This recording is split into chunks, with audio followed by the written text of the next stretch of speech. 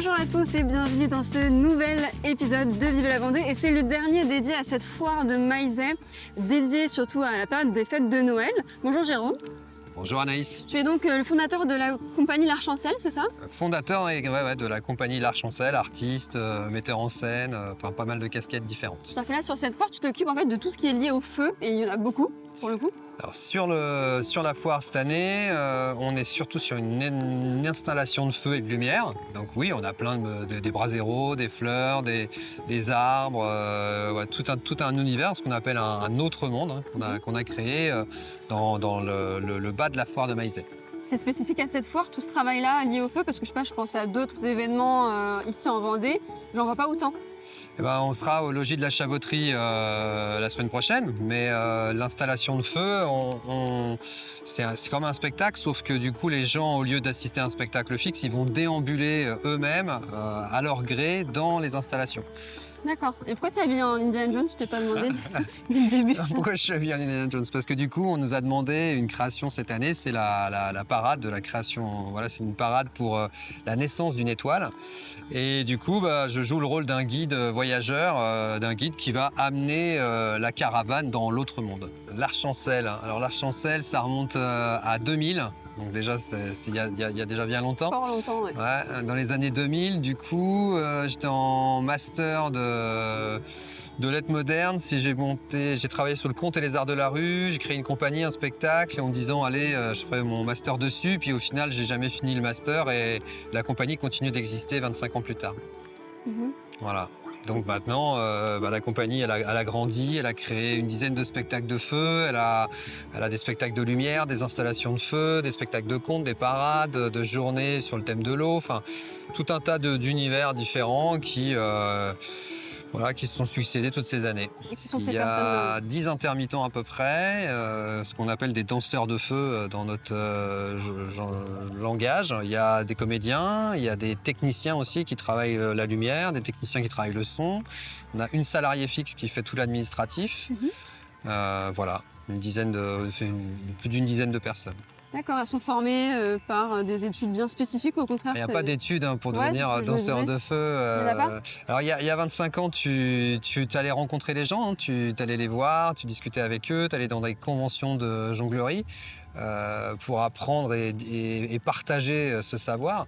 Maintenant, tu as Internet, donc du coup, tu tapes tuto, Firestaff ou Poi et tu retrouves les noms des objets et tu peux retrouver plein de façons d'apprendre à comment manipuler des objets. Mais la transmission de personne à personne, c'est quand même vraiment quelque chose d'unique qu'il faut conserver. C'est-à-dire qu'un autodidacte, maintenant, il peut se mettre à la danse de feu Tu peux. Après, tu vas apprendre des mouvements de base, tu vas pouvoir dire, tiens, telle figure, je peux l'enchaîner avec telle figure, mais il y a beaucoup de choses à savoir. La danse de feu, c'est aussi savoir danser avec les objets, donc savoir se déplacer avec un objet.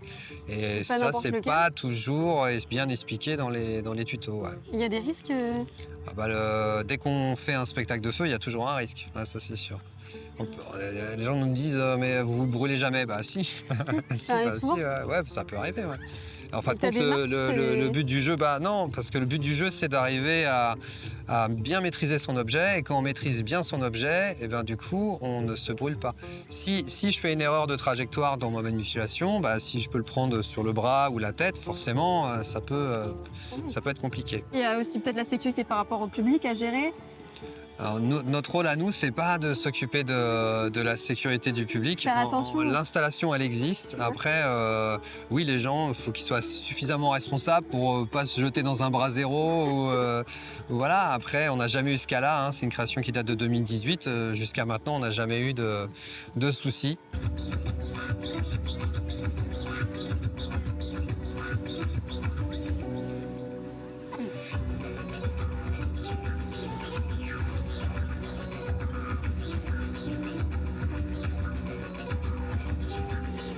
Pour être bien à l'aise avec son objet, bien fluide, c'est souvent entre 1 an et 2 ans.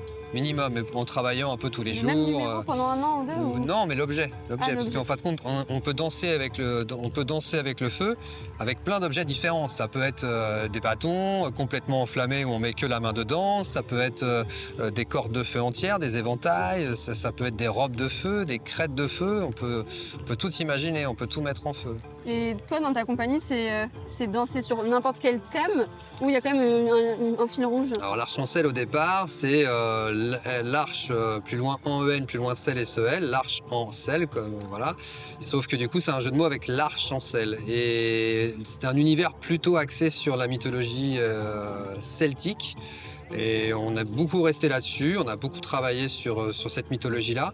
Et au fur et à mesure, on a commencé à aller un peu sur le nordique, on a expérimenté aussi des choses sur plutôt science-fiction, des univers très différents. Et voilà, puis ça continue, on a toujours un peu des univers futuristes avec la jonglerie de lumière. Parce qu'on a parlé de la jonglerie de feu, mais il y a aussi la jonglerie de lumière, où maintenant, avec la technologie, dans des objets, on va, avec un logiciel, insérer des images.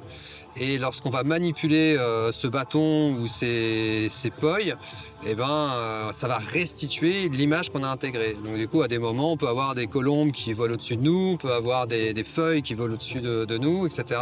Parce que c'est la restitution de l'image par la rotation. Est-ce que le cinéma, tu as envie d'en faire ou ils sont intéressés par ce que tu fais ou ça n'a absolument rien à voir? Alors le cinéma, c'est un univers bien différent par rapport au spectacle de rue. Le spectacle de rue, là, on va être communier avec des gens qui sont venus voir un spectacle et qui sont en face de nous. Le cinéma, on va participer à un film, pourquoi pas. Ce qu'on va faire, ça va être filmer. Donc déjà, la jonglerie de lumière à filmer, c'est excessivement compliqué. Oui. La jonglerie de feu, ça se fait très bien, mais c'est pas l'objectif. L'objectif, c'est de venir faire des spectacles populaires avec le public et partager un moment humain, véritable. Et c'est pas à travers un écran. Voilà. Et qu'est-ce qu'on peut te souhaiter continuer ces spectacles-là à cette foire ou d'autres événements? Ce qu'on peut nous souhaiter, du coup déjà, les temps sont un peu difficiles au niveau culture, faut bien le dire, mais du coup le département de la Vendée, par exemple, continue à je dirais, soutenir la création culturelle. Et ça, vraiment, c'est un point de vue important. Donc, qu'est-ce qu'on pourrait souhaiter? Que l'État français et que les collectivités continuent à soutenir la création parce que c'est ce qui donne un peu de magie, de rêve à tout à chacun à des moments. Merci beaucoup pour ce message-là, ce beau message. Et puis nous, on se retrouve dès demain pour le dernier épisode de Vivez la Vendée dédié à Noël.